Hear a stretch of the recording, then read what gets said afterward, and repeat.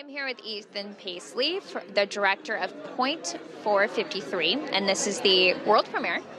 Yeah. Right? Yes. Exciting, yes, exciting. I'm excited. Are you excited? I'm super excited. This is nerve-wracking, but exciting. Yeah. Great. Yeah. Now, you also wrote the film as well. Yeah. Correct? Yeah. Wrote, produced, and directed. Mm-hmm. Now, where did this story come from? This seems like a really personal story. I think it started as something more simple, just like a simple piece of writing, like a romantic piece of writing I wanted to do. I was having some sad feels at the time, and I wanted to create something.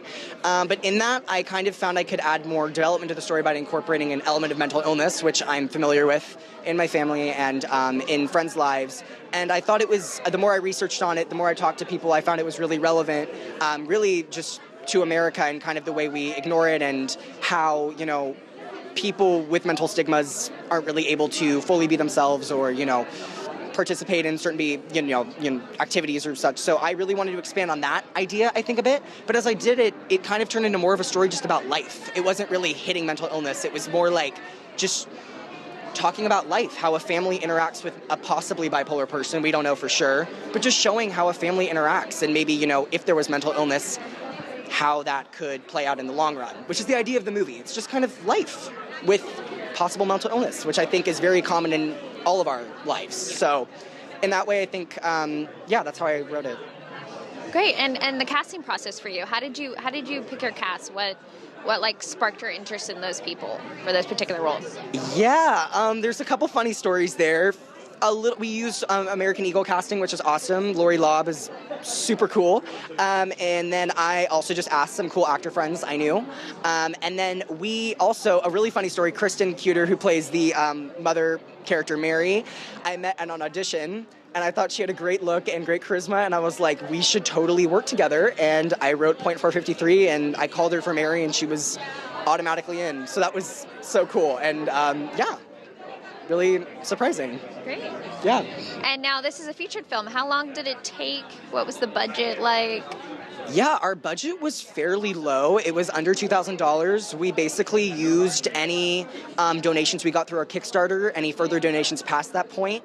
Not really marketing it it wasn't marketed huge. It was more just kind of like friends and family.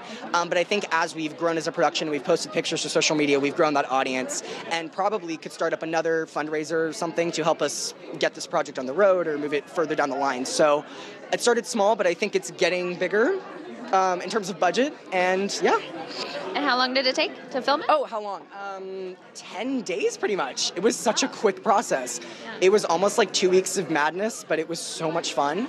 And yeah. So it was crazy, but it was super fun, yeah. And what message do you hope that this gets out to people? This is about mental illness, but what is your hope and dreams about this film? Mm-hmm. I think my hope is just that it starts a conversation.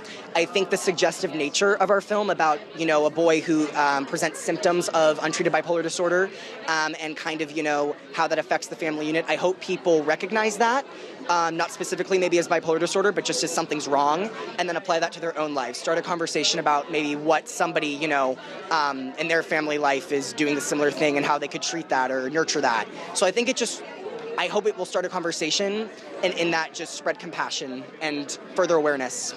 Yeah. Great, and I see your passion as a filmmaker. You're always doing projects that connect with people, or you're always doing projects that are community driven to better, give to the community and help people worldwide. Now, what do you got coming up? I know you got a couple of projects coming up. What do you got? Yeah, so I'm focusing really on 3 projects, one of which is this one. Working on promoting this one, hopefully get some festivals going. If that doesn't work out, then I definitely want to just kind of explore self-distributing and play around with that a bit. And then I also have Playing the Game, which is a short that's kind of been proposed to be manifested into a feature. So I'm busy with really developing that story, speaking with victims of human trafficking, which is the subject the film covers, and just working on that. And then I'm also working on a production called The Art of Love in Palo Alto with Rabbit Bandini, which is James Franco's production company. Yeah. And I'm a co-writer and producer on that. So that's kind of my focus in terms of film this year.